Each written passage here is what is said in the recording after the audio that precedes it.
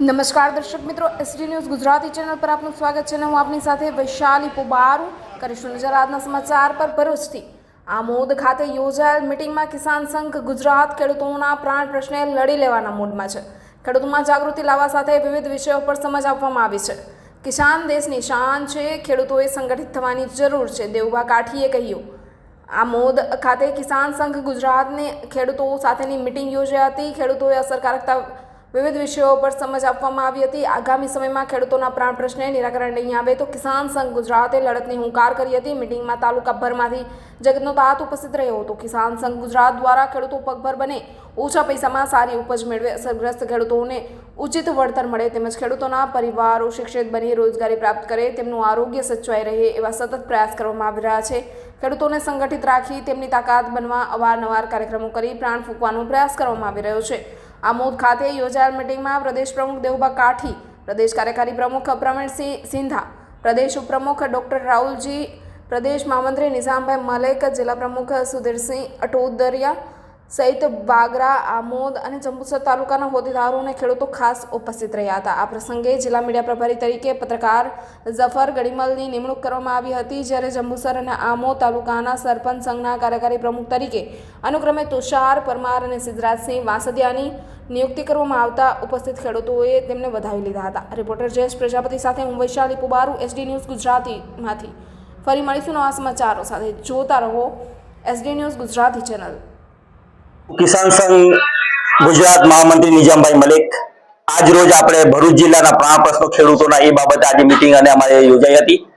એમાં આજે વરસાદમાં પાણીનો નિકાલ અને જેનાથી થયેલું નુકસાન એ બાબતે ચર્ચા થઈ અને એના નિકાલ માટે અમે ખેડૂતો સાથે એક સમીક્ષા મીટિંગ કરી અને કઈ રીતે એનો ઉકેલ લાવો અને ખેડૂતોને ન્યાય મળે એ બાબતે અમારે સઘન ચર્ચા થઈ. બીજા જે જીઆઈડીસી ના પોલ્યુટેડ પાણી જે છોડવામાં આવે છે પ્રદૂષણ કરી અને ખેડૂતોની જમીનો બગાડવામાં આવે છે એ મુદ્દા પર ડિસ્કશન થઈ અને એની પર રણનીતિ કરી ખેડૂતોને આ નુકસાન નહીં થાય અને ખેડૂતોની જમીન નહીં બગડે એ દિશામાં અમે આગળ પગલાં ભરીશું, કાયદેસરની કાર્યવાહી કરીશું.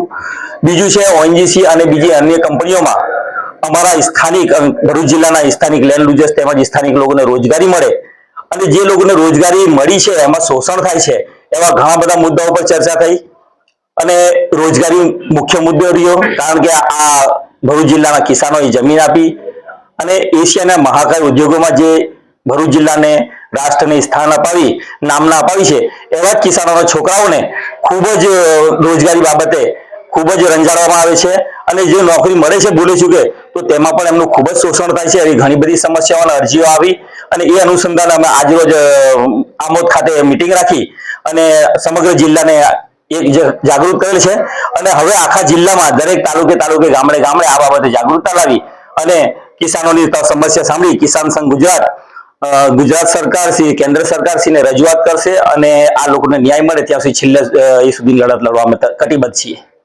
કિસાન સંઘ ગુજરાત આગામી સમયમાં ખેડૂતો માટે કયા કયા મુદ્દાઓને ધ્યાનમાં લઈને કામ કરશે?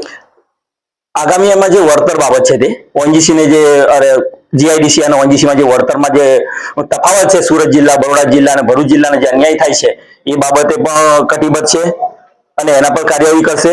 બીજા જે ઓએનજીસી ના અને જીઆઈડીસી જે નુકસાન થયેલું છે, જમીનોનું ખૂબ નુકસાન થયેલું છે, પોલ્યુટેડ પાણી એ લોકો જમીનની અંદર ઉતારે છે જેને નિકાલ કરવાનો હોય છે, વોટર ટ્રીટમેન્ટ ઈટીપી પ્લાન્ટથી ટ્રીટમેન્ટ કરી પછી છોડવાનું હોય છે, એ ડાયરેક્ટ જમીનમાં ઉતારે છે જેનાથી અમારી ભૌગોલિક પરિસ્થિતિ જમીનની બગડે છે અને એના કારણે અમારી જમીનની ઉત્પાદન ક્ષમતા પણ ખૂબ જ ઓછી થાય છે.